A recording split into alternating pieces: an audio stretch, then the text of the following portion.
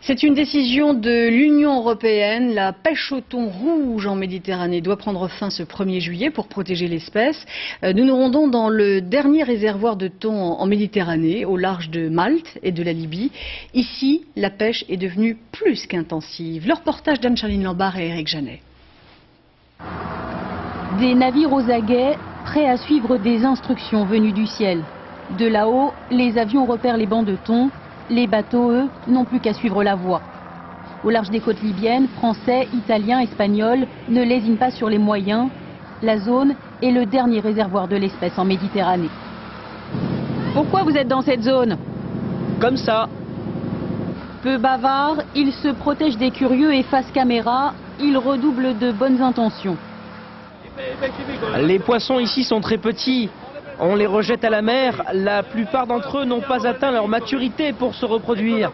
Et si on les tue, on se saborde nous-mêmes. On ne pourra plus gagner d'argent. Alors que les Français, eux, ils ne se gênent pas. Responsables, soucieux des ressources naturelles. Et pourtant, 2 heures plus tard, les mêmes navires italiens se montrent beaucoup moins précautionneux. Oubliez la taille minimum des poissons et même la législation européenne. L'essentiel est de ratisser large. Et tant pis s'il faut avoir recours à des avions de reconnaissance. À Bruxelles et à Luxembourg, on a beau empêcher la pêche au thon avec l'assistance d'avions, il n'empêche en mer Méditerranée, la pratique continue en toute impunité. Caméra au point, un plongeur viendra au milieu du filet estimer la prise. Il peut y avoir jusqu'à 75 tonnes de thon. Une pêche ultra moderne qui laisse peu de chance aux bancs d'échapper au filet. Et ce n'est pas les quotas européens qui vont calmer l'appétit des pêcheurs. Aucun pays ne les respecte. La flotte européenne n'est pas bien contrôlée.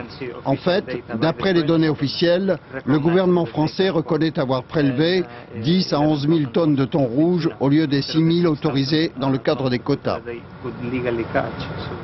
En pleine mer, l'Union européenne laisse faire. C'est pourtant elle qui a encouragé la pêche intensive pour répondre à la demande japonaise.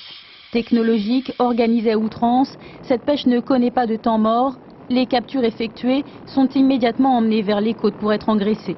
Les thons sont transférés dans des cages. Rien que dans ces deux-là, 150 tonnes de thon sont remorquées. Il y en a pour près de 900 000 €.